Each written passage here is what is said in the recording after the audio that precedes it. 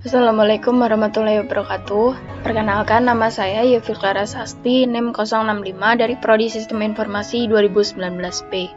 Di video kali ini saya akan mempraktikumkan FTP server dan mail server dengan Cisco Packet Tracer. Sebelumnya saya akan menjelaskan sedikit apa itu FTP dan mail server. Yang pertama adalah FTP atau File Transfer Protocol, yaitu internet service yang dirancang untuk membuat sambungan ke server internet tertentu atau komputer, sehingga user dapat mengirimkan file ke komputer atau mengirimkan file ke server. Saat ini FTP banyak digunakan untuk melakukan pertukaran data karena lebih mudah daripada menggunakan perangkat kabel atau fisik. Nah, ada beberapa fungsi dari FTP. Yang pertama adalah untuk mengunggah halaman website ke dalam internet melalui web hosting, kemudian untuk memperbarui revisi dari program yang dilakukan oleh aplikasi FTP developer. Kemudian ada juga fungsi lain dari FTP, yaitu melakukan upload halaman website ke dalam web server atau web hosting ke internet, menjelajah dan mengunduh file dari situs perangkat lunak publik, mengirimkan file yang berukuran besar menjadi dua partisi yang mungkin saja terlalu besar untuk dilampirkan di dalam email, mengunduh dan melakukan upload konten seperti tugas kuliah ke FTP server, mendistribusikan revisi terakhir program yang dilakukan oleh pengembang perangkat lunak, dan masih banyak lagi fungsi dari FTP yang bisa dimanfaatkan untuk melakukan pekerjaan sehari-hari. FTP bekerja dengan mengandalkan autentikasi standar yang meminta pengguna komputer memasukkan username dan password untuk bisa mengakses data. Setiap kali kita ingin mengunduh, mengunggah, ataupun melakukan aksi lain terhadap data dalam komputer, maka diperlukan akses dari FTP untuk perintah yang kita lakukan. Dengan password dan username yang diberikan oleh FTP, kita bisa leluasa memindahkan, menyalin, membuat, dan menghapus data yang ada di dalam direktori penyimpanan komputer. Namun, sebelum terjadi pertukaran data tersebut, FTP client terlebih dahulu harus melakukan permintaan koneksi terhadap FTP server. Jika FTP client terhubung ke FTP server, barulah di situ terjadi aktivitas yang kerap kita lakukan seperti mengunduh data, mengunggah, dan sebagainya. Saat ini banyak sekali aplikasi FTP client yang tersedia. Salah satu yang paling terkenal adalah FileZilla. Aplikasi tersebut banyak digunakan untuk melakukan remote FTP. Tidak hanya lengkap, melainkan juga dapat digunakan di berbagai macam sistem operasi seperti Linux dan Windows. Kemudian ada juga aplikasi lain seperti WinSCP dan GFTP. Dan masih tersedia juga banyak aplikasi lain yang tersebar di internet. Kemudian perintah dasar FTP, ada koneksi ke FTP server dari PC client, yaitu dengan mengetik FTP, spasi alamat FTP server, kemudian melihat direktori server dengan perintah dir, mengupload file dari PC client ke server dengan perintah put nama file, mendownload file dari server ke PC client dengan perintah get nama file, dan keluar dari koneksi FTP server dengan perintah quit. Selanjutnya kita langsung ke percobaan. Dalam percobaan ini kita akan mensimulasikan file server yang dapat diakses oleh PC client. Skema jaringan yang digunakan adalah gabungan dari simulasi yang kita pelajari sebelumnya, yaitu simulasi subnetting, routing dynamic RIP, dan jaringan DCHP di atas jaringan wireless dengan skema sebagai berikut. Langkah percobaan, buatlah skema jaringan seperti gambar di atas dan pastikan jaringan dapat berfungsi dengan baik, terutama jaringan dari PC 1, PC 4, laptop, dan smartphone dapat tersambung dengan file server. Nah, di sini sudah saya buat jaringannya sama persis seperti apa yang diperintahkan atau apa yang ada di gambar ini. Langsung saja kita pastikan apakah jaringan dari PC 1, PC 4, laptop, dan smartphone sudah tersambung dengan file server. Yang pertama kita cek di PC 1. Langsung saja kita ping ke FTP server.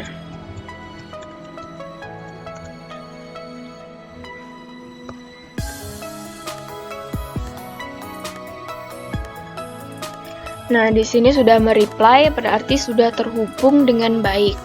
Selanjutnya kita cek pada PC 4, caranya sama, di ping ke FTP server.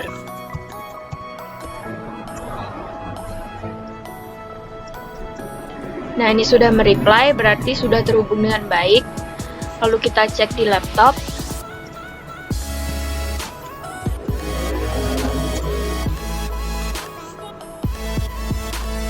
Sudah mereply juga. Yang terakhir kita cek di smartphone.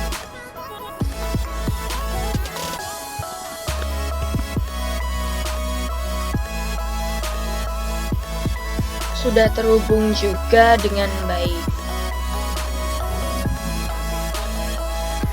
Setelah itu kita langsung ke langkah kedua, nyalakan service FTP di komputer FTP server, kemudian buat user coba, password coba dengan akses full seperti tampilan berikut.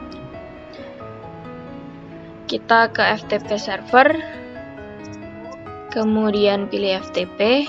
Nah, di sini sudah saya buat coba. Nah, untuk cara membuatnya bisa ketikkan langsung aja di username. Coba dengan passwordnya coba. Di sini dicentang semua aksesnya, write, read, delete, rename, dan list. Kita klik add, kemudian di save. Setelah itu pada PC1 kita buat sebuah file dengan nama pesan PC1.txt dengan isi seperti gambar berikut.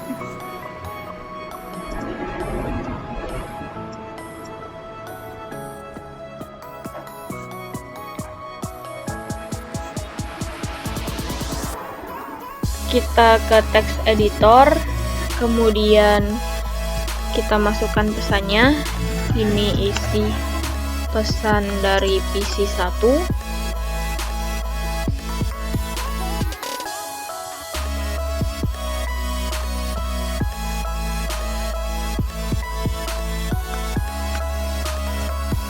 Nah, sudah kita simpan. Langkah keempat, kita cek bahwa file tersebut sudah tersimpan di PC1 dengan menjalankan perintah dir pada command prompt. Kita langsung perintahkan dir. Nah, ini sudah ada pesan PC1, berarti sudah tersimpan. Langkah kelima, buat koneksi ke FTP server dengan memasukkan username dan password yang telah kita buat sebelumnya. Lalu upload file pesan PC1.txt ke server menggunakan perintah put pesan PC1.txt. Kita koneksikan dulu dengan mengklik FTP spasi 4343432. Masukkan username-nya. Tadi username-nya adalah coba dan passwordnya adalah coba. Sekarang kita upload file pesan PC1.txt-nya dengan perintah put pesan PC1.txt. Nah, ini. Lalu kita pastikan file sudah terupload dengan menjalankan perintah dir pada koneksi FTP tersebut. Kita jalankan perintah dir. Nah, ini sudah terupload pesan PC1.txt.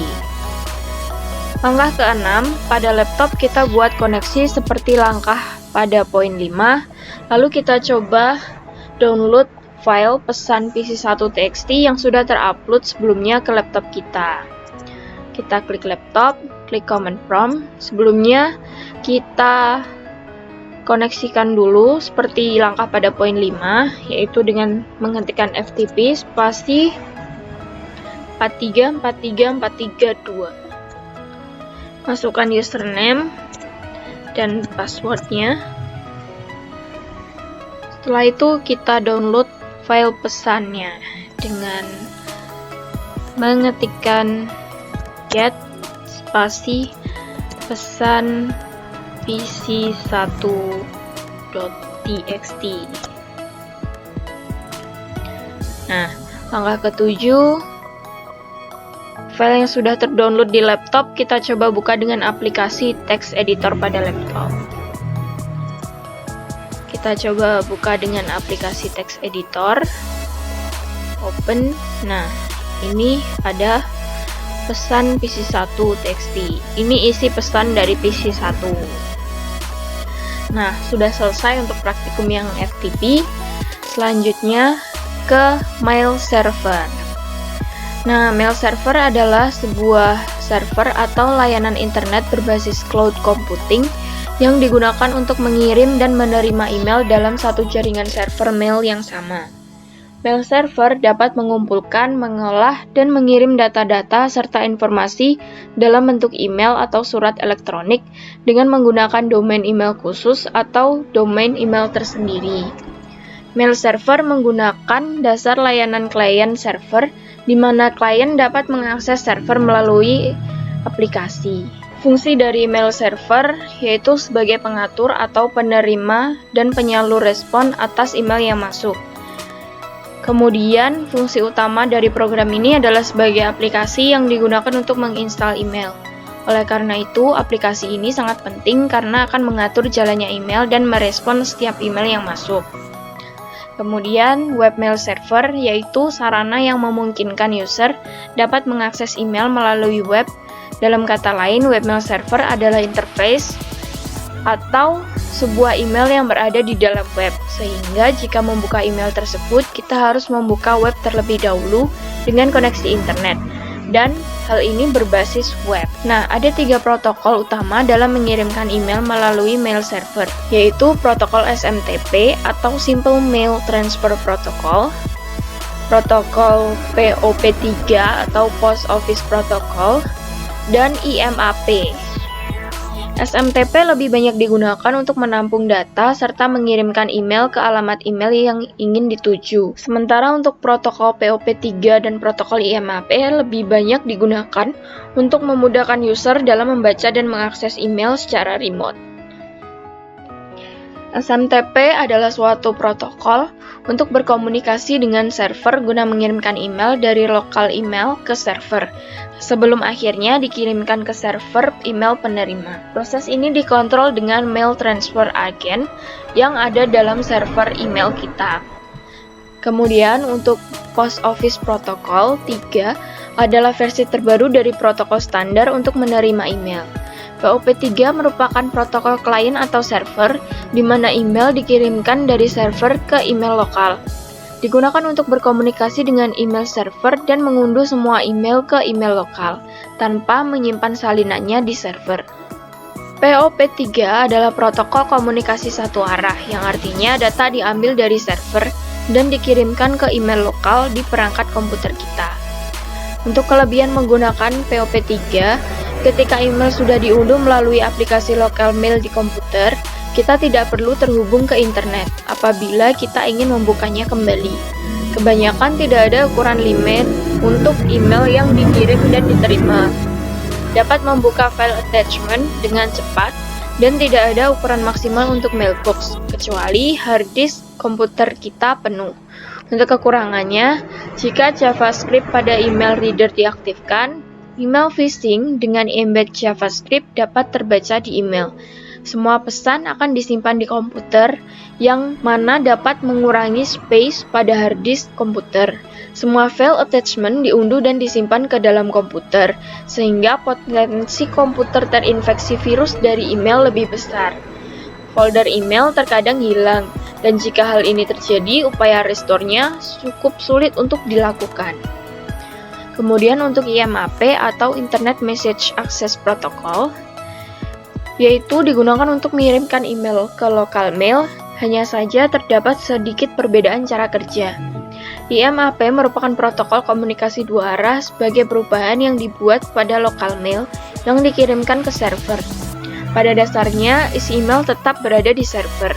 Protokol IMAP lebih direkomendasikan oleh penyedia email seperti Gmail dibandingkan menggunakan POP3. Kelebihan menggunakan IMAP, kita dapat mengakses email dari mana saja melalui perangkat berbeda. Email dapat diakses melalui web browser tanpa aplikasi email. Kita hanya mengunduh pesan yang ingin dibuka sehingga tidak perlu menunggu semua pesan diunduh. Attachment tidak secara otomatis diunduh oleh IMAP sehingga email dapat diakses lebih cepat. Untuk kekurangannya, ada beberapa layanan hosting yang tidak mendukung IMAP. Email disimpan pada server sehingga mengurangi disk space hosting. Email dengan IMAP hanya dapat diakses ketika terkoneksi internet. Kemudian untuk komponen mail server, biasanya ada 3, yaitu MUA atau Mail User Agent, MTA atau Mail Transport Agent, dan MDA atau Mail Delivery Agent. Nah, cara pengiriman dan penerimaan email dari TCP atau IP biasanya dianalogikan seperti ini. Jadi dari sender ke user agent, kemudian waiting list email, masuk ke MTA, user mailbox, user agent, dan ke receiver atau penerima.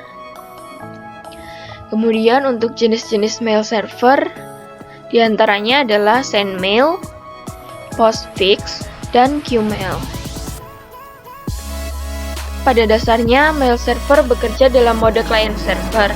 Maka dari itu, ada beberapa aplikasi dan program mail server yang dapat dibedakan berdasarkan komponennya menjadi 3 macam, yaitu komponen mail transfer agent, contohnya aplikasi SendMail, Postfix, Exim, Qmail, dan lain-lain. Kemudian komponen mail delivery agent, contohnya mail server yang berfungsi mendistribusikan email yang datang ke MTA sesuai mailbox masing-masing user. Lalu ada komponen mail user agent, contohnya Thunderbird, Outlook, Eudora Email, Kmail, dan Evolution. Nah, selanjutnya adalah percobaan. Dalam percobaan ini kita akan mensimulasikan mail server yang digabungkan dengan DNS server. Di sini DNS server berfungsi untuk mentranslasikan IP address menjadi alamat domain yang lebih manusiawi. Untuk skema jaringan tetap menggunakan skema jaringan yang digunakan pada praktikum web server dan FTP server.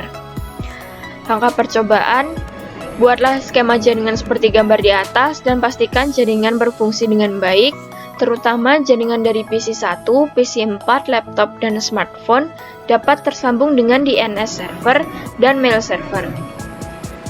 Untuk jaringannya sudah saya buat tadi, dan kemudian langsung saja kita pastikan apakah jaringan berfungsi dengan baik. Kita mulai dari PC 1.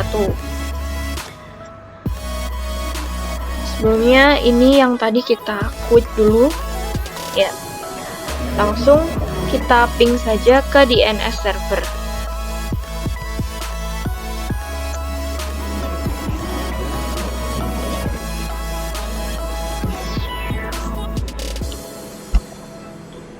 Sudah mereply berarti sudah terhubung dengan baik.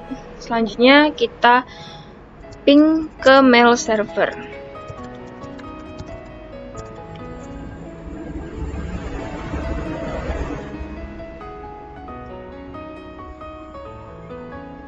Sudah mereply ya.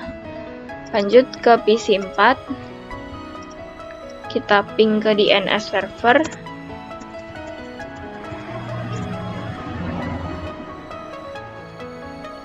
Sudah mereply, lanjut kita ping ke mail server.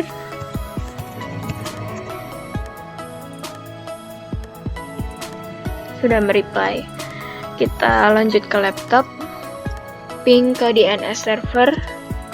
Oh ya, sebelumnya di quit dulu karena tadi habis digunakan di FTP. Langsung kita ping ke DNS server. Sudah mereply. Lanjut ping ke mail server. Oh, ada typo. Kita ulangi.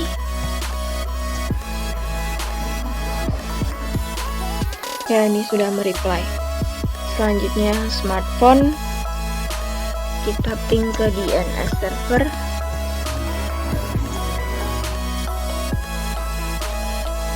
Dan kita ping ke mail server.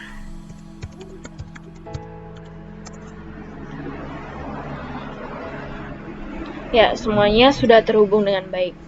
Langkah kedua, tambahkan entry DNS.com pada DNS server seperti gambar berikut. Kita ke DNS server, kemudian ke service,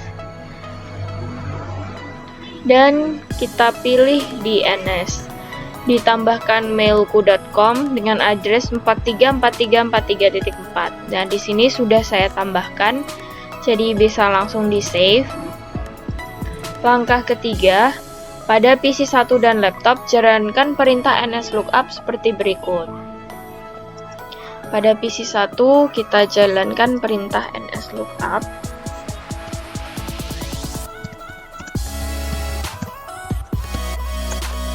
Nah, ini sudah didapatkan.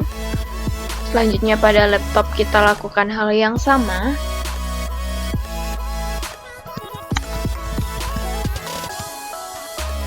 Nah, ini sudah muncul juga. Lanjut ke langkah 4, pada mail server kita aktifkan server email dan buat 2 akun email untuk pengguna seperti gambar berikut. Kita ke mail server, pilih email. Domain name kita isikan mailku.com. Untuk usernya adalah user1 dengan password 12345. Oh ya, sebelumnya ini di set dulu, baru ini kita tambahkan. Lanjut user2 dengan passwordnya disamakan saja biar tidak bingung. Setelah itu kita close. Pada PC 1 kita konfigurasi aplikasi mail client dan coba mengirim email dari user 1 ke user 2. Kita ke PC 1 dan konfigurasikan. Klik konfigurasi mail dan ini diisi username-nya adalah user 1, email address adalah user1@mailku.com, incoming mail server mailku.com, outgoing mail server mailku.com, username adalah user1 dan passwordnya adalah 12345. Kemudian kita save. Lalu kita coba kirim email dari PC 1 ke user 2. Kita compose, kirim ke user2@mailku.com. Subjeknya adalah tes 1. Ini pesan dari PC 1. Kemudian kita send. Nah, ini masih mengirim. Kemudian langkah ke-6, lalu kita konfigurasi aplikasi mail client pada laptop dan coba klik tombol receive seperti pada gambar berikut. Kita buka laptop. Yang pertama kita konfigurasikan. Nah, di sini sebelumnya sudah saya konfigurasikan. Untuk username-nya adalah user2, email address-nya adalah user2@mailku.com, incoming mail server mailku.com, outgoing mail server mailku.com, username user2, dan passwordnya tadi adalah 12345. Kita save, kemudian klik receive. Nah, di sini sudah ada email masuk dari PC 1. Kita coba buka. Ini pesan dari PC 1. Nah, langkah ke-7, pada aplikasi mail client di laptop, coba replay email yang masuk tersebut dan kemudian coba cek di PC 1 kembali apakah email reply sudah masuk atau belum. Kita coba reply. Ini reply dari laptop. Kita send. Sekarang kita coba cek di PC 1.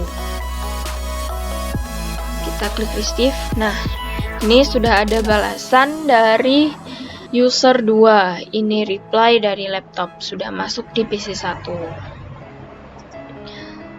Nah, sekian video praktikum dari saya. Semoga berguna dan bermanfaat untuk kita semua. Terima kasih. Wassalamualaikum warahmatullahi wabarakatuh.